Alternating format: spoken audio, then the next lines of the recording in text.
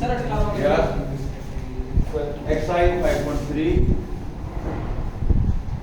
Question number 11.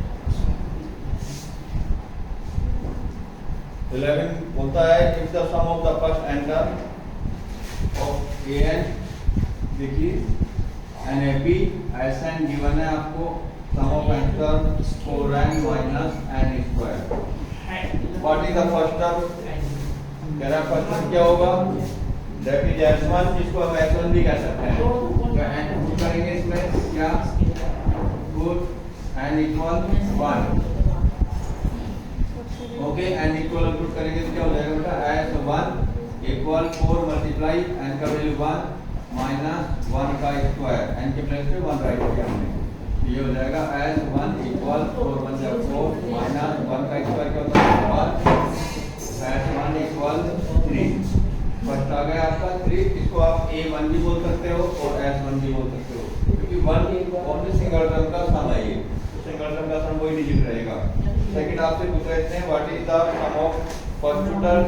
n put करेंगे, s2 find करना है तो put n equal to 2. Put करेंगे यहां पर तो ये हो जाएगा s2 इक्वल 4 मल्टीप्लाई 2 माइनस 2 का स्क्वायर, n की प्लेस पे 2 राइट किया इस बार हमने.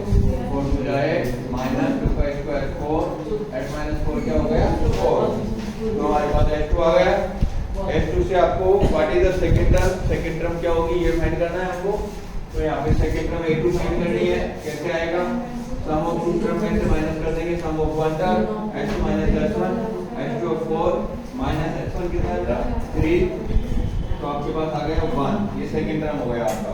फर्स्ट टर्म बना आपका 3, सेकंड टर्म बना 1 एंड थर्ड लास्ट में पूछ रहा है आपसे कैसा क्वेश्चन पूछे हैं सेकंड क्वेश्चन में. What is the second term आ गया हमारे पास. Similarly find the third term, tenth term और n term. Third term find करना है आपको. देखो टोटल फाइंड किया, a का वैल्यू बन गया 3, इसमें d हो गया आपका a2 माइनस a1. तो a2 कितना है बेटा इसमें? सेकंड टर्म 1 माइनस a1 कितना है? 3. It means minus 2. ये d का वैल्यू हो गया. और कह रहा है थर्ड टर्म फाइंड करो. थर्ड टर्म को a3 राइट करते हैं. जनरल फॉर्म में अगर थर्ड टर्म का फार्मूला यूज करेंगे क्या आएगा? a plus 2d. a का वैल्यू पुट करेंगे यहां पर कितना? 3 प्लस 2 मल्टीप्लाई d का वैल्यू क्या हो जाएगा? Minus 2, 3 minus 4 it means minus 1. ये आपका थर्ड टर्म आ गया. इसी तरह से कह रहा है टेंथ टर्म फाइंड कीजिए. टेंथ टर्म क्या होगा क्वेश्चन नंबर 11 में. तो टेंथ टर्म देखिए जनरल फॉर्म में फार्मूला बन जाएगा a प्लस 9d. a का वैल्यू पुट करेंगे कितना? 3 प्लस 9 मल्टीप्लाई d का वैल्यू हमारे पास है माइनस 2. तो ये हो गया बेटा 3 माइनस 9 2 जा 18. 18 में से 3 सब्ट्रैक्ट हो जाएगा, कितना रह जाएगा? 15. कैंसिल हो गया. और आगे कह रहा है nth टर्म भी फाइंड कीजिए. nth टर्म को राइट करते हैं an फाइंड करने के लिए फार्मूला हमारा 5.2 में यूज किया था हमने a plus n minus 1 multiply d. तो a का वैल्यू यहां से पुट करना 3 प्लस n का वैल्यू n ही रखना है बिकॉज़ nth टर्म फाइंड कर रहे हैं हम माइनस 1 और d का वैल्यू हमारे पास कितना है बेटा? माइनस 2.